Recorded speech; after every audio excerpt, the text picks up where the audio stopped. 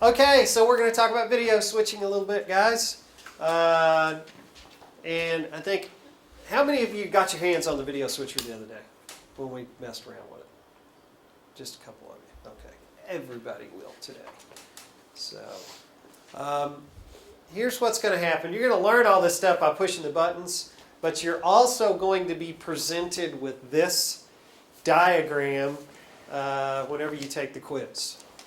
And you're going to have to identify all of these components. Number 6, what's number 6? What's number 3? And so forth. So we're going to go through those, and hopefully you're going to learn every single one of them today. And I'll tell you this, I'm going to go over some of the button pushing in here, and I pretty much guarantee you that you're not going to remember it. But you will by the time we get in and do the lab and do the practice that we're going to do today. So off we go. We're going to... we talk about the switcher as having two basic functions. It performs transitions between video sources or graphics sources, any kind of a source, any kind of a visual source. And it will also combine multiple sources on the screen at the same time. Those are the two functions. Talking about transitions first, this is a list of them. Cuts, fades, dissolves, wipes, and DVEs. And we'll look at these individually. Hopefully all this is going to work. I didn't check my PowerPoint before I got started here. Okay, first of all, we know what a cut is, right? A cut is just going to cut from one to the next. I think I might have skipped it. Or I just don't have that slide. Yeah. A cut just is a stop one, start the next. A fade always happens from or to black. Okay, so if anybody ever says to you fade to white, well, that's not really a fade. That's something else. At least in our terminology, we don't consider that a fade. It's called a dip. We can dip to a color, but we don't normally fade to a color. It's just a semantics thing. So we're going to fade to and from black. And that's different than our transition called the dissolve. You guys probably know all what a dissolve is anyway, but I have to show it to you. It's a mixing of the two signals. And this has to do with transparency. You've got A, who's completely opaque, and B, which is, if you want to think of it this way, kind of behind it. Okay? And as A starts to become transparent, we see B. Okay? Until A is completely transparent. So it's just a mixing of these two sources, and it has to do with their transparency. Okay? And now for a wipe transition. You guys have all seen these before, right? These wipe transitions. What's going on here with these sources is it's just like wiping your windshield wipers, you know, wiping the water off of the windshield. Okay? The thing to understand here is that if you see these sources A and B, they never actually move. They don't actually move. All that's happening here is there's some sort of a pattern that moves across and replaces one source with the other source. Okay? Now let's look at the other one, which is a DVE. This one's kind of similar in that we kind of use patterns as well. The difference is the sources move. They fly in, they fly out, they flip around, they do squeezes and all kinds of crazy fun stuff. There's a cube squeeze thing, there's doors, there's a flip, there's a tumble. But you see how the sources are moving, right?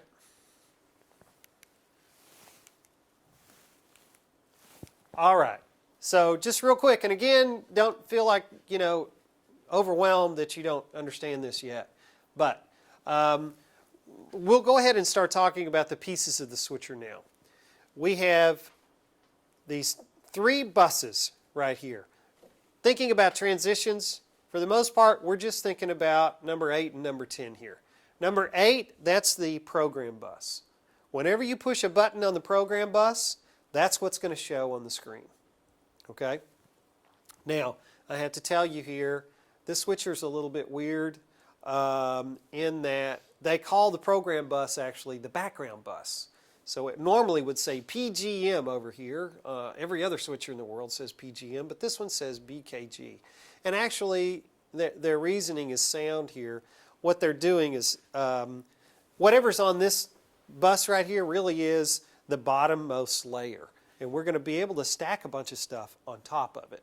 So no matter what, this is going to show underneath. Okay? Now this bus right underneath here, this is called the preview bus. The preview bus has several functions. One, we can call up one of these sources, and this is camera 1, camera 2, and so forth. Here's the character generator and some color generators down here. And we can call up all of those sources and look at them first and see if we like it, see if it's what we want. And if we decide it's what we want, well, then we can push the button up here and take it. But in addition to that, this is how we perform our transitions. You remember we saw A and B a minute ago. Well, A can be camera 1 and B can be camera 2 down here.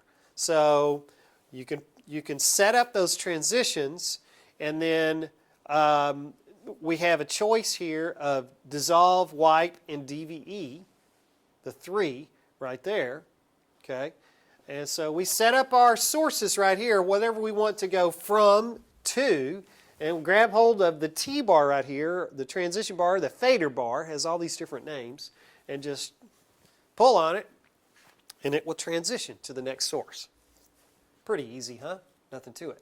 Now, if we do a wipe or a DVE, particularly the wipe, we'll talk about a wipe first.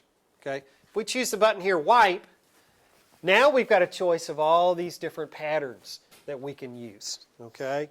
So here's a diagonal wipe that wipes across the screen. There's a, let's see, there's a horizontal wipe and a vertical wipe. And here's one that's all these little dots, these little pixel stuff right there. All these different things, okay? There's a diamond. There's a diamond shape and a square coming from the center. All these different things. So we choose wipe, and then we choose one of these guys. And that transition will occur as soon as we pull on this fader bar up or down. Now the DVE uses the same set of buttons. We can use the same set of buttons to choose a pattern. Problem is, these little icons don't make any sense for DVEs, and I'll show that to you in a few minutes. We have another little screen over here that we look to for DVEs.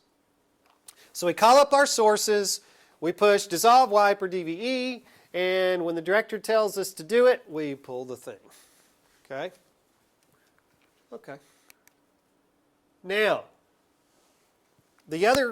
other than switching and performing transitions, the other primary source of the switcher, the primary function of the switcher, is to key things. What is a key?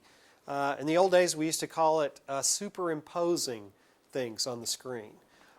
We may superimpose graphics or different types of objects, but let's just go ahead and roll through these. We have these three different kinds of keys: luma, chroma, and alpha. Okay? A luma key. Okay, we're going to use a luma key here in just a minute. Most of you can't see it, but I got a little ball cap set up. It's a black ball cap with a white logo on it. And we're going to use that as our key source in a few minutes. Now, what happens with a luminance key is it will cut a hole based on a level of luminance, a value of brightness or darkness. Okay? So we have a source that's clean, and then we have a hole cutter, which for us today is that ball cap over there, the camera pointing at the ball cap. Okay? Now, we have a choice on the switcher to choose whether we want to cut out the black or the white. Either one we can cut out, no problem. And whichever one we decide to cut out, we can replace it with something else. We can replace it with a color or whatever. Okay? So this is a luma key. A luma key keys out information based on brightness. Okay? Now, it's real touchy. It's real sensitive.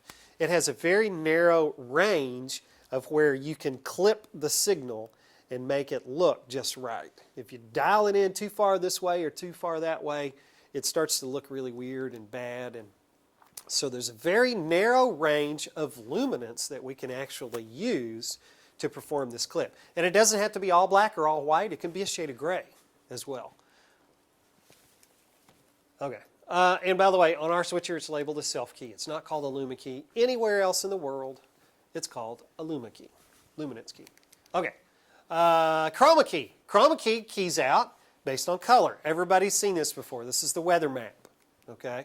So we're going to take a color, green for instance, take it away, replace it with something else. Okay.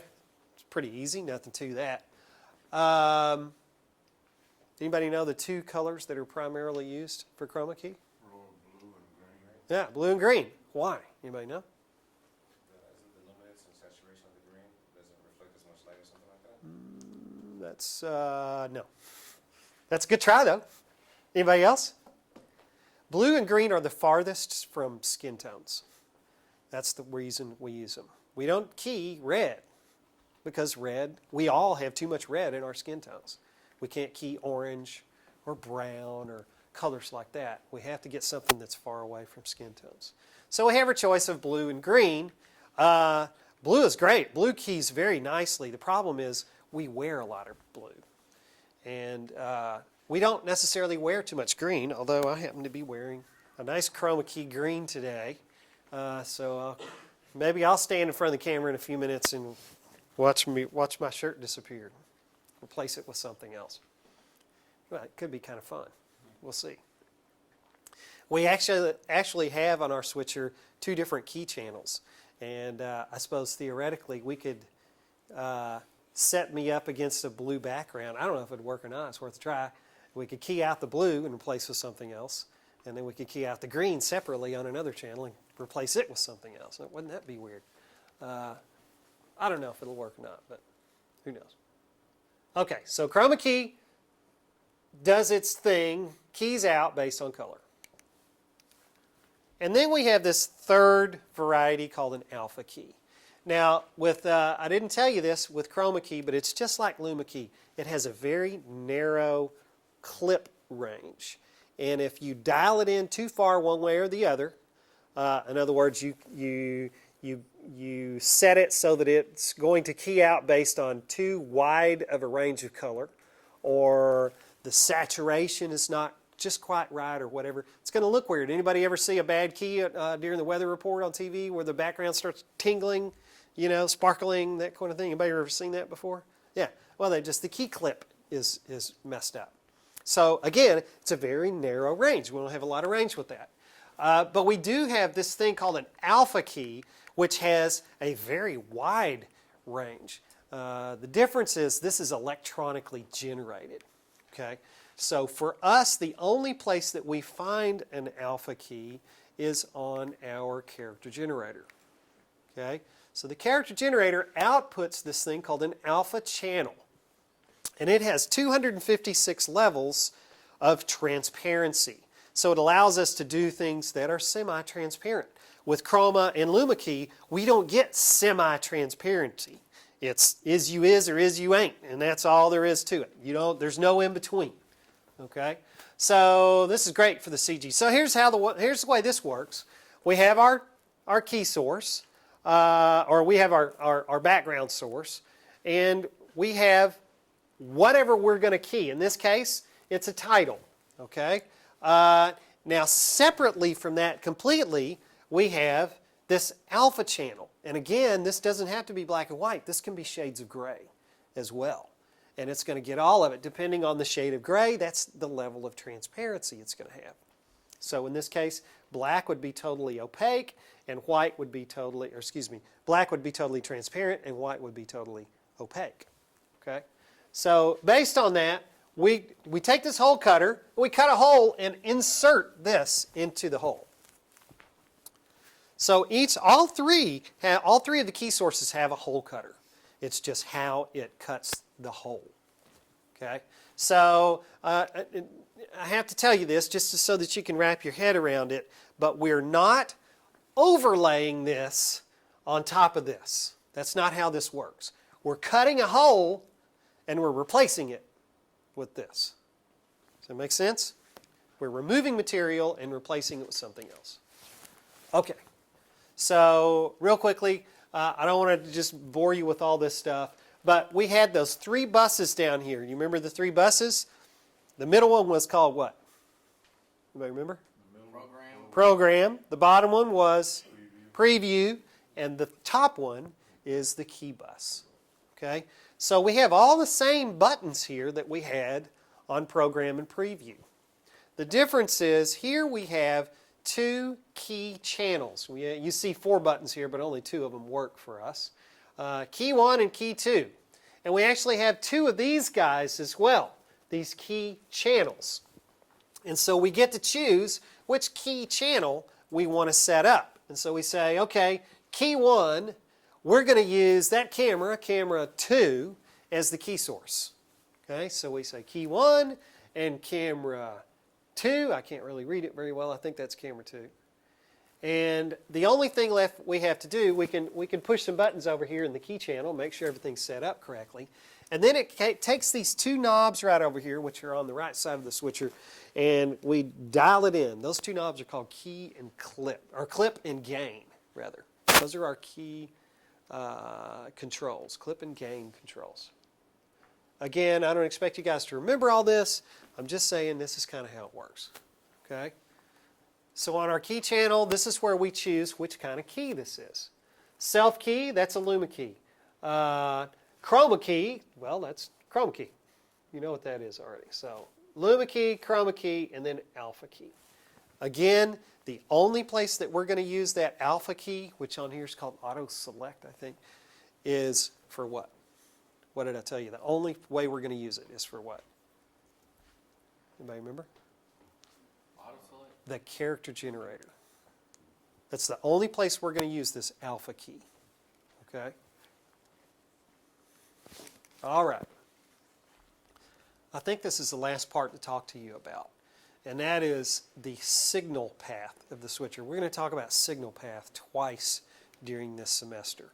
We're going to talk about it once with the video switcher, and the next time we're going to talk about it's with the audio mixer. They both have the same issue of the sources. How does the electricity flow through this device? Well, it starts with our inputs. Our inputs come in, all the cameras and all that sort of thing get wired up so that they come into program. And really, this is program and preview, because as we talked about before, we can call something up in preview, pull on the fader bar, and flip it to program. Okay? So those kind of are both together. And then the next thing that we layer into the signal is key 1. And then on top of key 1, we can put key 2. And on top of key 2, we have a 3rd keyer called the downstream keyer. Now the only thing that we use the downstream keyer for is the character generator. That's it. That's all we use it for. Okay? And then finally, the last thing in the signal is fade to black. That's the very last thing. Okay? So let's look at this on the switcher now. Okay? So here's our program and preview buses. This is where the signal starts. Okay? This is where all our inputs are. And so the signal flows up through the key bus. And with that key bus, remember, we have 2 different key channels. So we can put 2 different key sources. This one, so here's our background. And this is on top of the background. And this is on top of both of them. And finally, the downstream keyer, that's on top of all the other stuff. And finally, the last thing in the signal path is this fade to black button. FTB, fade to black. So, whatever's happening over here, all these buttons are pushed, no matter what's going on, we can always push this fade to black, and that's it. That's nothing else is going to show to our audience. Okay? So that's the signal path. Okay. So, let's do this, guys. Okay, so here's the video switcher. And let me go ahead and explain what you're looking at with all these monitors real quick. Okay? We've got preview and program. That corresponds to whatever, here's preview, whatever we've called up on the preview monitor, or on the preview bus. And program, there's program right up there. Now you'll notice it seems to be that we've got 2 program monitors. That's actually not the case. What we're really looking at is the program monitor here. the output of program actually goes to the video recorder, which is over here on this side of the room. Okay, so what we see up there is the output of the video recorder. Okay, that's how that works. Now, in this situation, a lot of times we're seeing the same thing in both situations. Okay, so that's our two of those. Now, as a director and a technical director, we're going to be watching this bank of monitors, actually this set of 8 monitors really, but primarily we're looking at the camera monitors and the character generator. Now the character generator's unfortunately on the fritz today, we don't have it working. But we're watching the camera monitors and the director's calling those shots. He's telling the technical director, ready 1, take 1. Ready 2, take 2. Ready 3, take 3, and so forth. Oh, by the way, go ahead and make these 16 by 9 so we can look at them. And what else do we want to talk about here real quick? Let's just go ahead and go around the switcher and kind of look and see, you know, what all these buttons and knobs are. Okay, so let's just start with number 1. Number 1, that's our pattern generator. Okay, you remember the pattern generator works with what? What did I say we used for the pattern generator for? Wipes and DVEs also. Okay, so whenever we choose wipe or DVE, we're going to have the option of pushing any of these buttons and performing that transition. Okay, I can't even find 2. Where's 2? Oh, 2 is kind of in the very middle, top row there of the control surface. That's the key channels. And notice we have key 1 and key 2. Okay? Can everybody see this okay? We have our selection of the different types of keys. So we have self key, which is the first one. Self key is a Luma key. Okay? Auto select, that is our alpha key, and then chroma key we know is key based on color. And we have 2 distinct key channels. Okay? So we'll talk more about the button pushing of the key channels here in just a second. Let's see, 3 and 4. 3 and 4. 3 is fade to black. So again, that's our master fade to black. When we push the fade to black button, it's going to fade everything out. Okay? No matter what else we got going on in here, we can always fade to black there. And the other one that's important to us is this thing called DSK, specifically the button DSK1. Okay? And that is our downstream keyer. Who remembers what we have on the downstream keyer? Anybody remember? That's the CG. That's the character generator. Okay? CG for short. Takes too long to say character generator. The only thing we use it for is the character generator. And I wish I had it working for you so that I could show it to you, but I can't. All right, let's see, where are we? Number 5. Number 5 is our key bus.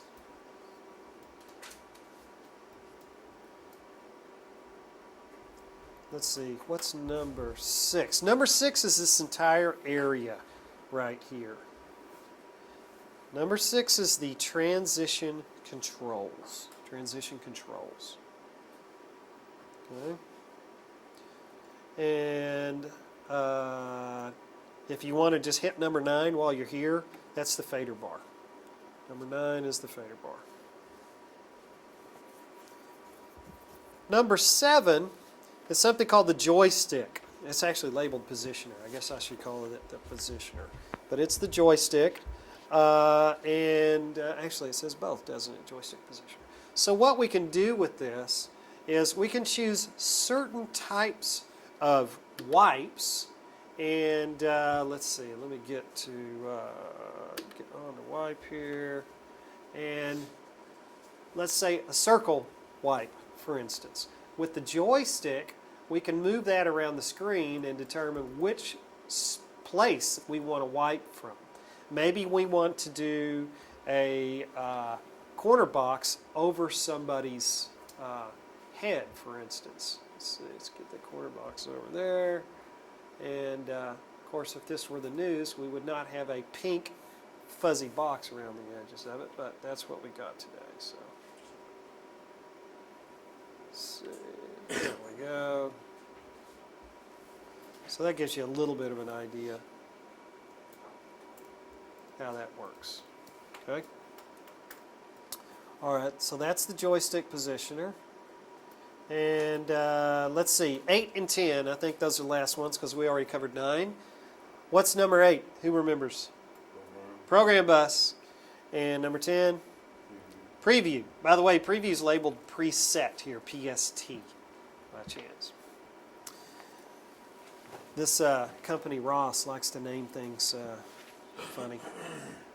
We're about to replace this switcher, but we're going to replace it with another version of a Ross switcher, which is really in wide use out there in production trucks all over the place right now. Okay, so let's go through the operation of the switcher, and then you guys are going to get a bunch of practice. Okay, so it's asking us what to do on some of this stuff. Let's talk about some of the basic functions. Okay, if we want to cut, we're going to just use the program bus and go back and forth. Let me get out of that there.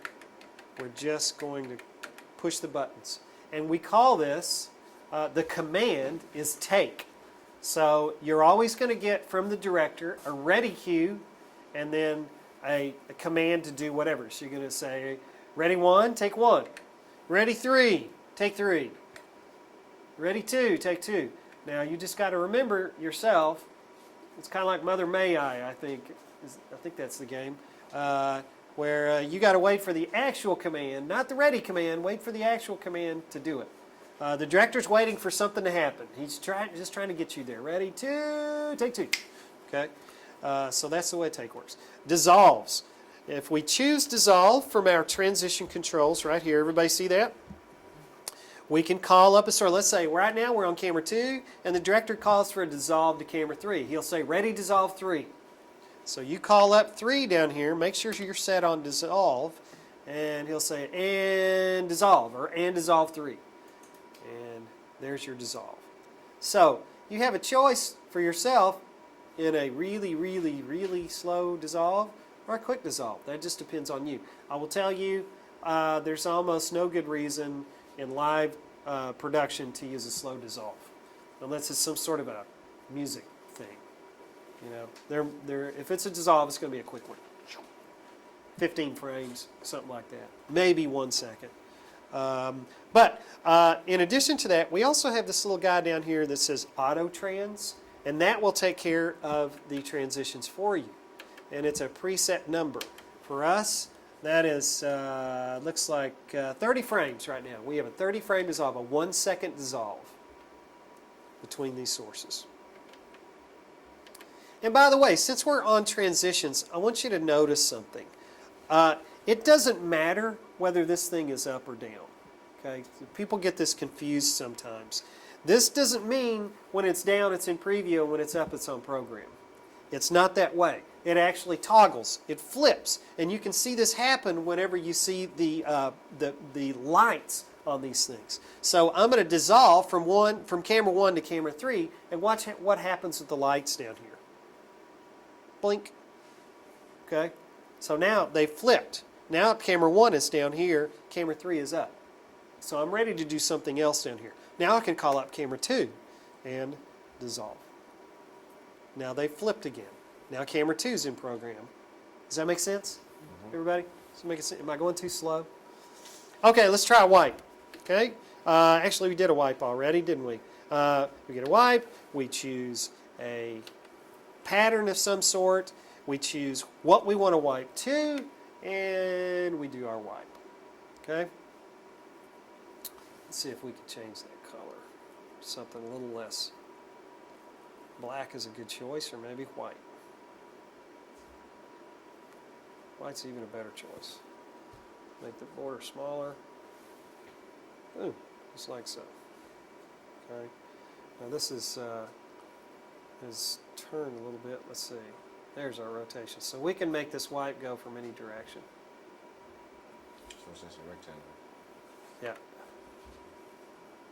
Now we can turn off that rotation button, and that brings us back to the normal setting right there. So whatever wipe we choose, that's what we're going to get. Okay? We don't use a lot of wipes. We just don't. Okay. We don't use a lot of DVEs either, but we do use a few. So we'll try some DVEs. Now the way DVE works, yes, we're still going to pick these patterns down here. The problem is the pattern icons don't make any sense to us. So when we do this, well, that looks like a, well, let's see, there's a circle wipe, right? Or a circle pattern. Let's see what happens. Well, that's definitely not a circle. That's something else entirely. So what's happening, you actually have to come over here and look in this dialog and see what it actually is. Oh, by the way, I should go ahead and say this to you. I would like for you, when you sit down as the technical director, press the home key and then press lock menu. Home key, lock menu. Because it's really, all the changes to this thing get made in this. And sometimes funny buttons get pushed and we end up completely deprogramming the switcher. It's kind of scary. Okay, so that's DVEs. Any DVE can be accessed right there. Okay, so we're good there. Let's see, what else? Let's go ahead and set up a key. Okay, so the first thing I'm going to do is get, let's say, camera 1. We'll take camera 1 on program. Everybody's got to look in close on this now to see how to do this. I'm going to choose key channel 1. Key channel 1 from our key bus. And notice, by the way, the key bus has 2 different rows of buttons here. So our key bus right there, key channel 1. That means I'm going to be working with this set of controls. And I'm going to set that to self key. Okay? And so now I've got to set up my key. The easiest way to do that is there's a little button here that says key preview, key PV. And we're going to hold down key PV, and there we can see kind of what's going on for us. I got a button here I got to uncheck. Key PV. If I hold this down, I have these 2 controls right here, clip and gain. Okay, so what I'm looking for, there's the pure source without any changes to it. What I'm trying to do is get rid of the black in the cap, in the ball cap. Get rid of the black completely, but preserve everything that's in the foreground. Or actually preserve everything that's in the other source. It's the better way to put it. And what we're looking for is nice, clean, pretty edges with everything keying properly. Today it's really easy to do. Okay? Once we have it there, we've got to figure out how to some way to get it on the air. We can take it, we can dissolve it, either one, and the way we do this is these 2 little buttons at the bottom of the key channel. Everybody see these? Cut and auto trans. We have those same 2 buttons down here, but in order to put a key on, we're going to do them here. There's cut, and here's auto trans. So it's a really short, really long dissolve right now. I need to set that to a faster number. Probably should go to like key rate 15. See if that's a little better. Yeah, that's a little quicker now, huh? Okay, looks good there. So if I tell you to take the key, you're going to hit the cut button. If I tell you to dissolve the key off or fade the key off, whatever, I'm going to tell you to press the auto trans button. I won't say fade, I'll say dissolve. All right, let's see, what else do we have here? The only thing that we can't do right now is downstream keyer. We can push the button all day long and nothing's going to happen because our character generator is broken today.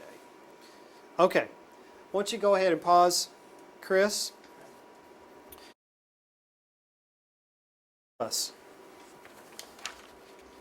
You know what? I want you to cross out the word effects and just put keys instead. What type of keys can be performed using the key bus? Yeah, what are the 3 types of keys? Chroma, Luma, Alpha, right? Chroma key based keys out based on what? Chroma? Oh, Color. Luma key keys out based on brightness or luminance, yes. And alpha key, how does it key out? It's with the alpha channel, right? It's got that 256 levels of transparency. Okay? It's electronic wizardry. Okay. What transitions can be performed using the program and preview bus? What transitions? From camera to camera. Okay, but so from camera to camera, what kind of transitions then? Like fade and Dissolve, there's one. Fade is not one, by the way. okay. What else? White, good. And? DVE. And then one more. Think simple. Cut. Right? Cuts, wipes, dissolves, DVEs. Now, why did I say we don't consider a fade there? Anybody remember? We do fades up here. Okay? We have fade to black. Here's the thing. Could I do a dissolve to black? Well, there's a button for black. Sure, I could dissolve to black. If I dissolve to black, right here, and let's say I had a key in. Okay, here's my key, and let's say the director said, "Okay, ready, fade to black," and I went, "Okay, I'll fade to black. There's my dissolve, and I'll fade to black." Oh, what happened? I've still got all kinds of stuff on the screen. Okay. Oh yeah, fade to black. It's up here. Now it's in black. Okay. By the way, I have no idea why that was put the noise on the screen. That's pretty bizarre. Not sure why that's happening.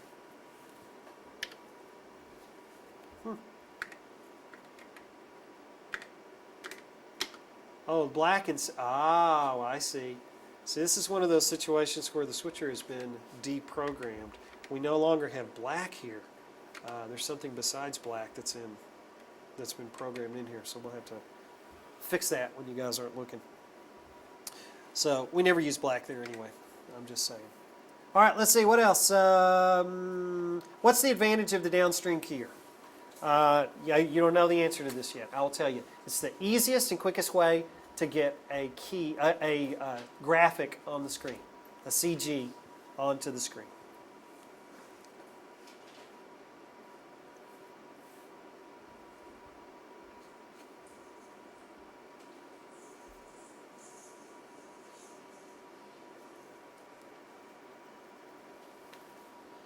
Everybody got that down? Okay, so let's talk about the signal path again for just 1 second. Remember that our sources come in here, and we're going to come up through preview and program, up through the key bus and the 2 key channels, and finally the signal is going to route through our downstream keyer and finally fade to black. Okay, the last thing is fade to black. So, let's look at this then. Here's our question. What follows the downstream keyer in the switcher's signal path? That's a question on the exam. Fade to black. There's the answer. And who can tell me the difference between a wipe and a DVE? Who knows? DVE is electronically generated, in effect, and is that in fade to black? Not quite what I'm looking for. DVE, your sources move. Ah, there it is. Picture in the Okay. white, they don't move. That's right. In a wipe, the sources do not move. In a DVE, those sources will fly around. Okay? That's the difference. Okay, so the last question that's here is, using the Ross Synergy switcher, how many sources can be seen on the program monitor at one time? Well, let's see if we can do a little test here. See where we got camera 1 on program and camera 2 in preview. Let's wipe between them. We'll just do a horizontal wipe here. Where is it? All right. How many sources we get? Well, let's see. That's not good. Let's do 3 instead. How many sources? 2. All right. Let's go ahead and add a key on top of that. We'll do key channel 1, which we're using camera 2 for. Now how many sources? 3. Okay. Now we haven't done this yet, so we're going to have to set up a chroma key on key channel 2. Okay. So we'll go over here to key 2, and for that, oh, you know what? We probably are not going to be able to do it. Let's see. Maybe. Nah, we just don't have enough light in there. Okay, you're going to have to trust me on this one. We could set up another chroma key. This is all messed up. This demo was normally just perfect for this. I'll tell you the answer. It's 5. Okay, we've got preview, program, key channel 1, key channel 2, and the downstream keyer. I can't show you the second key or the downstream key right now because of the way things are set up and working right now. One of them's your instructor's So, fault, one of them's not. Okay, so that flow chart, the signal path, those are all like different sources You can then, as well, like the first,